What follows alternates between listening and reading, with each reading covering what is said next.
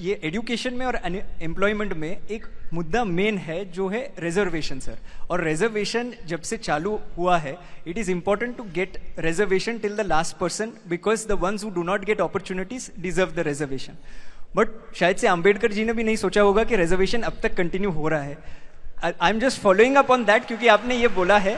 तो for general population sir, the thing is sir, reservation बढ़ता जा रहा है, एक राजनीतिक विषय बन गया है। एंड एक्चुअली जो टॉप 1% ऑफ SC/ST है sir, they have become the creamy layer, जैसे OBC में हुआ है। और सर वो ही सारे रिजर्वेशन ले लेते हैं। तो जनरल कैटेगरी के बच्चे जैसे मैं हूँ सर, मेरिट में अच्छा था, इतना अच्छा भी नहीं था पर मेरिट में अच्छा था, पर सर कट ऑफ लिस्ट में मेरा नाम लास्ट आया। तो सर मैं खाली इतना पूछना चाहता हूँ कि reservation according to you, do you think it should be lifelong, or do you think now it is perhaps time in order to curtail reservation and bring it back both in employment and education, sir? I will not answer you directly. I will ask you to go to what Dr. Babasaheb Ambedkar thought about reservation. If honestly we follow his advice, then there is no problem. Social कारणों से reservation है, social discrimination जब तक है reservation चलेगा। जिनको मिल गया और जिनका ठीक हो गया, उतना लार्ज हार्टेड चाहिए, उन्होंने दे देना चाहिए। और अगर ये ठीक से होता है तो वहाँ ऐसे स्वर भी उठ रहे हैं जहाँ रिजर्वेशन मिलता है, वो अब ऐसा थोड़े है, लेकिन कहना शुरू हो गया है कि अब हमने ले लिया, हमारा ठीक हो गया, अब दूसरे को दे दो। कैटेगराइजेशन की मांग कुछ प्रांतों में हो गई, अभी सुप्रीम कोर्ट ने भी कह दिया। ये क्यों हुआ? इसलिए कि सबको मिलना चाहिए। तो there is a stream in those who get the reservations that this is for our upliftment, this is not the permanent measure, and we have to take advantage of this, improve ourselves and make this useful for others, those who haven't got yet. ये वहां stream है, उसको encourage करना चाहिए। इसमें राजनीति छोड़ देनी चाहिए। सारे मेजर्स को प्रामाणिकता से इंप्लीमेंट किया तो जल्दी उसकी आवश्यकता समाप्त होगी, तब विचार करेंगे। लेकिन इसकी राजनीति हुई, इसलिए बैड ब्लड क्रिएट होता है। वास्तव में सामाजिक एकता के लिए मेजर लाया गया है।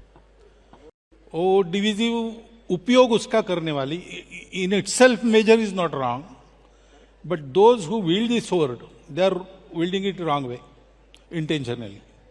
Unless that is cured, I don't see anything. I am so glad that you said this.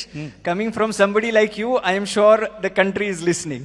But एक आखिरी प्रश्न जो था वो पर्यावरण पे है, क्योंकि climate change is something that we keep talking about in our conferences. 108 conferences करते हैं सर एक साल में, आप जानते हो, और बाद में ये आखिरी का कार्यक्रम होता है। तो क्लाइमेट चेंज के बारे में everybody is very passionate in Gen Z and Gen alpha, and this is across. Mumbai में भी है, मदुरई में भी है, ये छोटे शहर में है, बड़े शहर में सेम समस्या है।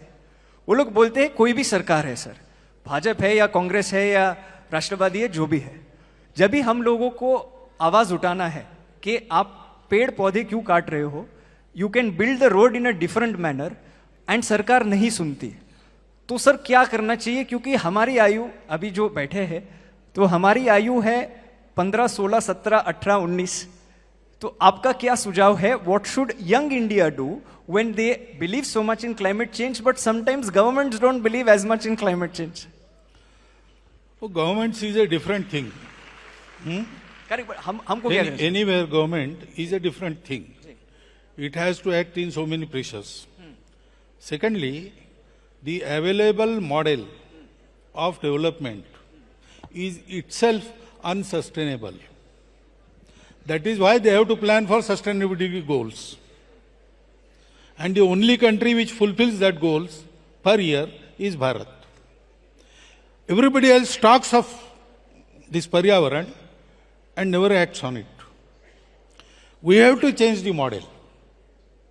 As you said, development can happen without harming Paryavaran. That is true. But that way is with us and we are not treading on it.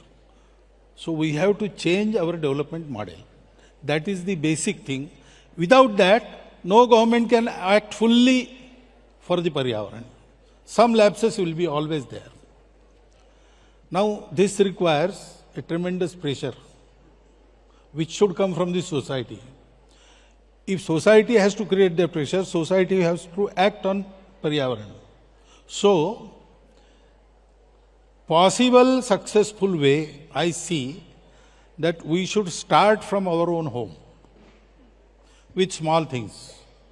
जैसे एक प्रोग्राम अब हम लेके जा रहे हैं समाज में, पानी बचाओ, प्लास्टिक हटाओ, पेड़ लगाओ.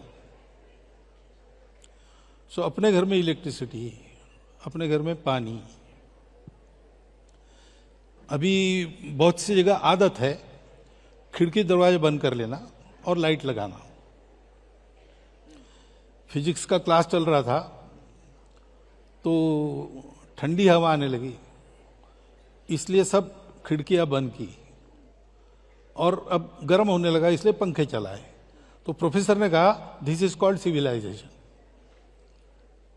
ऐसा हम कर रहे हैं. हम अगर अपने घर से शुरू करते हैं कि शॉवर के नीचे कितने देर रहना, 45 मिनट, 1 घंटा लोग रहते हैं, 15 मिनट में पूरा काम हो सकता है. स्नान के लिए पानी कितना चाहिए, तो जो एक्सट्रीम पर्यावरणवादी है उन्होंने डेमोन्स्ट्रेशन करके हाफ ए बकेट साबुन वाबुन लगा के सब. लेकिन ठीक है, 1 बकेट 2 बकेट बहुत हो गया. इलेक्ट्रिसिटी का कैसा होता है, अनावश्यक लाइट कितनी होती है, शादी ब्याहों में कितना एक्स्ट्रा वैगेंजा होता है. ये सारी बातें हम करते हैं. एक तरफ वो करते हैं, दूसरी तरफ ये करते हैं. और इसलिए क्या होता है कि हमारे कहने का प्रभाव नहीं होता है. तो इसलिए we have to start from our home. तो अवेयरनेस होगा. अभी अवेयरनेस बहुत अच्छा आ गया है और बढ़ना चाहिए.